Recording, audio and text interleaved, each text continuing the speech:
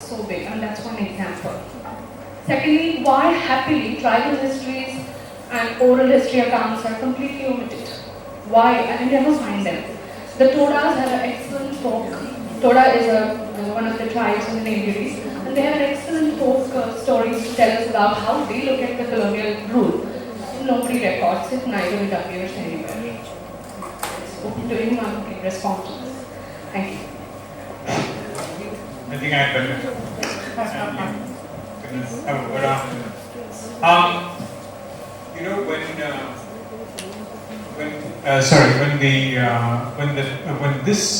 the textbooks under NCERT 2005 were generated,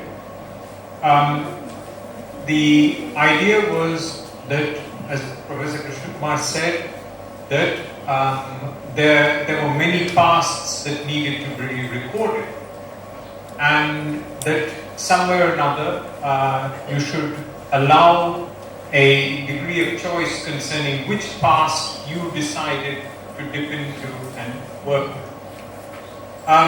So inevitably, and this issue of learning without burden, I think, was somewhere a guiding principle as well, which is that you should not feel that you should take upon yourself all pasts together.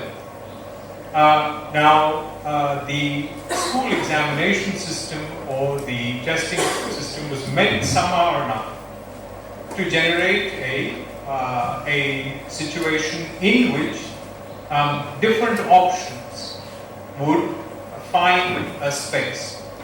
So, for instance, if you decided to deal with painting somewhere, well, you could do it.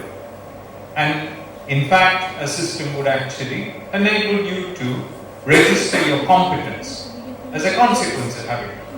Alright?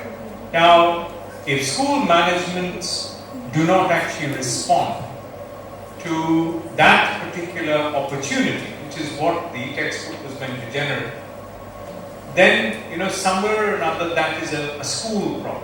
It's not something that from the outside you can actually say can be guided. It's you make the school. So somewhere or another, the best you can do from the outside is to create a space within which the school can actually engage with different pasts. But if the school itself or a group of schools decides to go in a particular way, that's not something that can be engineered or dealt with as a problem. You see this, I think somewhere there was an additional issue involved here too, which is that it was important not only to ensure that there was a registry of different pasts, but to provide an opportunity for you to decide to test your competence in some but engage with others. Nothing wrong with reading the subject.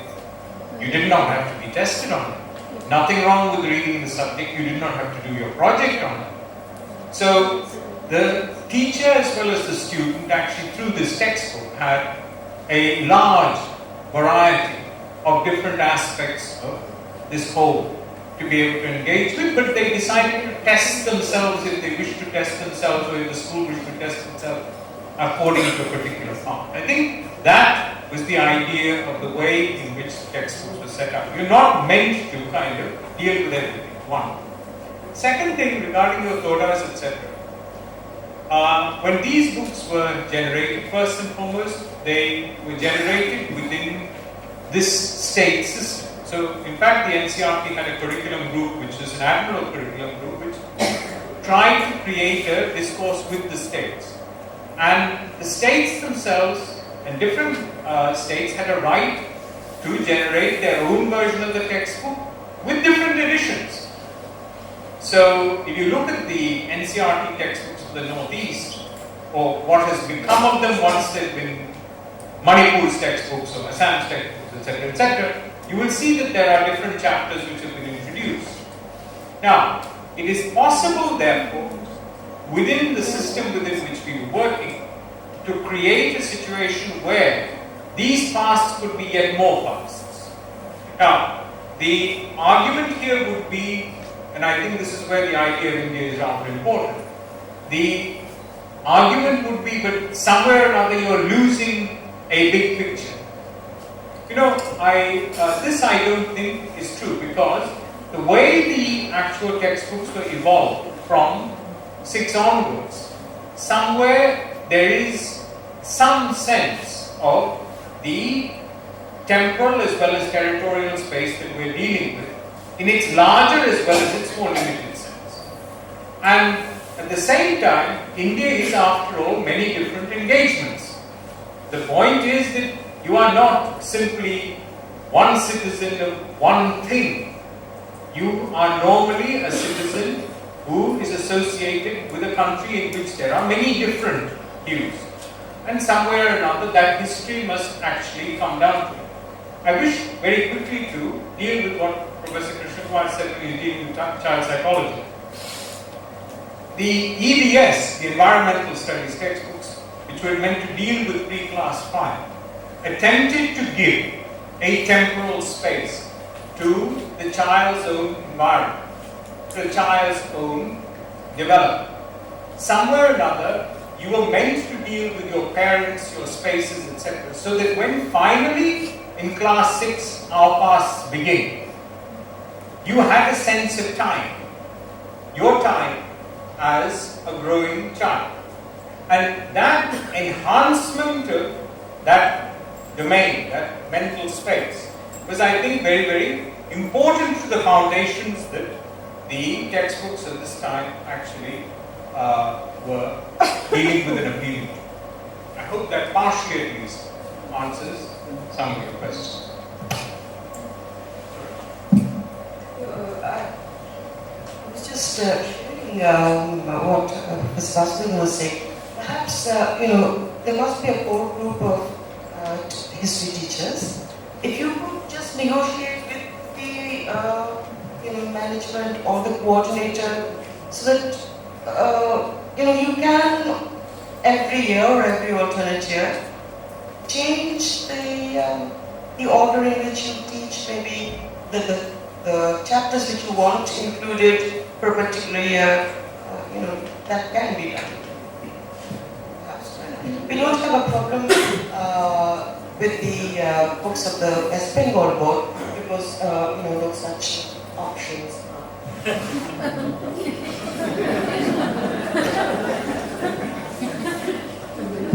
I would just like to add that I think we need to distinguish the textbook as a resource for teaching and helping children to deepen their curiosity, take their learning forward. That's one use of the textbook. And the other is textbook as a means of examining. If we make that distinction clear in our mind, then we can see that not the entire textbook needs to be the basis for examining whether a child has developed certain capacity for historical inquiry expected at that very level. If that's our goal, rather than how many things he now knows and can reproduce, if that's our goal, to see whether a child has now picked up some tools of historical inquiry, then you can decide to have the examination entirely on the basis of, let's say, 2 chapters instead of all the chapters in that book. In fact, in the grade 9 textbook, it was mentioned in the opening pages of the book that for this textbook in grade 9, any 4 chapters will suffice for classroom engagement. Now that, of course, brought the nation to a near halt, because nobody had ever heard of a textbook that doesn't require itself to be covered. And we kept reminding the nation that yes, the idea is to discover and not to cover this textbook. Our goal is to make children discover things. Wonderful. And in these 4 chapters, any 4 that a teacher chooses, that she will engage with, the rest of the textbook may or may not be read by the child herself. And the whole point was to make these textbooks so attractive that children will read them on their own, and then many still do. And I think it's for the teachers to see whether they are in tune with the idea underpinning the textbook. Unfortunately, many teachers have simply read the textbook. They haven't read the policy documents underpinning them. Yes. Yes. And there are several such documents that, despite regime change, continue to be available in the public domain, and I think need to be engaged with, and then perhaps teachers will be in a better position to engage with their own managements. Because the managements are not expected to know why this particular approach is being chosen. Can we take probably one more question? Should we wait? One last question. So can I ask a question? Can we take rest of the questions after the break?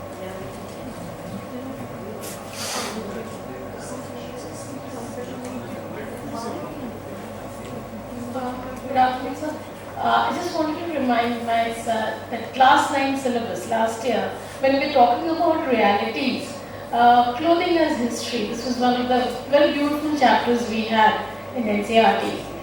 So all of a sudden a circular comes that Shahana portion has to be deleted. Shahana, the women in Shahana, that has to be deleted. Reasons best known to the officials, it was deleted, but it was reality. I guess too much of reality was there that they were not supposed to cover their bodies when they went out to meet their landlords. All these aspects, I don't know why all of a sudden this was deleted. Then this year, again, when we started the session, all of a sudden we find the social history, that is clothing, and cricket was deleted from the syllabus.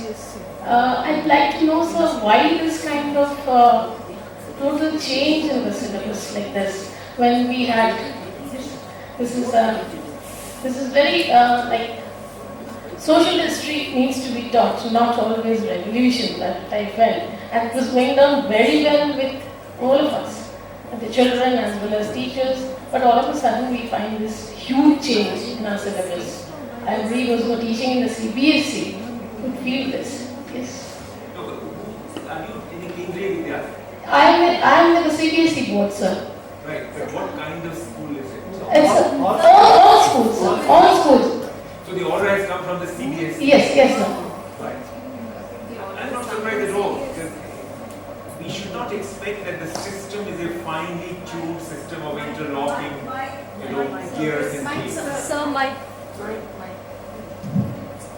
I don't think we can expect that the system works like a finely tuned machine with all the interlocking of all the various parts. No, it's not at all like that. CBSE is very turf conscious body, and it occasionally likes to sort of interfere with the syllabus that the NCERT constructed for preparation of these textbooks. But I think as a teacher we can think, what does the word delete mean? And surely it's not deletion in the way in which we use the word delete for computers. The textbook's still there, and those pages are still there. The only thing that the CBSE is asking us to do is to see that from this portion we will not ask a question in the examination. So if you are a teacher who is very exam oriented, then for you it is deleted. But if you are a teacher who is inquiry oriented, who is child oriented, you will say, all right, children, no exam from here, but it's very interesting. Let's take a look at this. And I think teachers do need this kind of dual personality in an age in which state bodies continue to treat teachers as subordinates. And this is not at all new. This is a very old story of Indian teachers being treated as subordinates of boards, officers, and so on. So the reasons are obvious. The question is, how will teachers behave in response to this kind of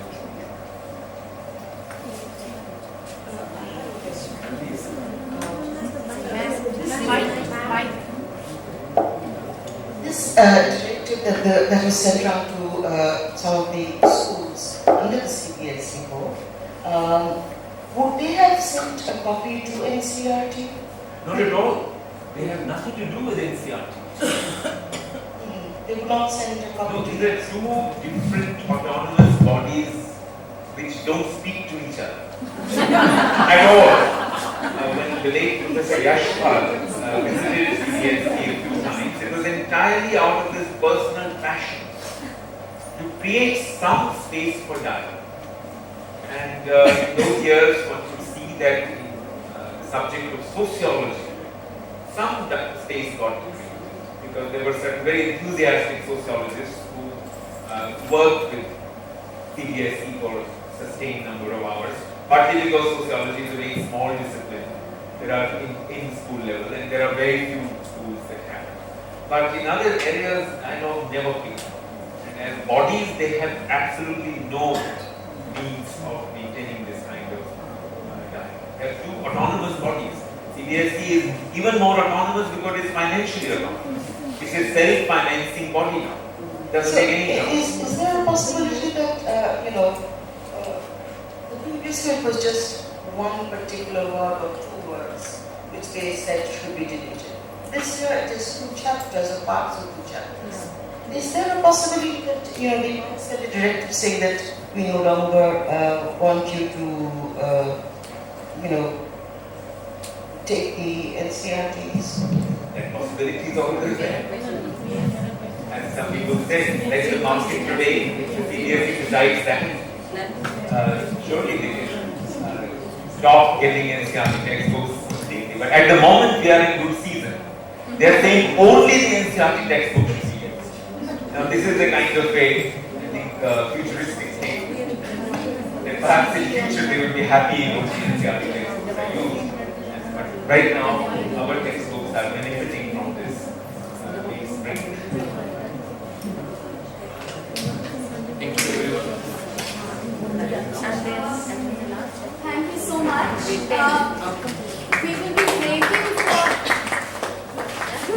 We will be breaking for tea now, in a 20-minute break, and start at Far Pavilion. Thank you again. We come back at 5 to 4, and I think there are one or two questions that we want to take up for discussion. Post that, we finally end the day with a presentation by the European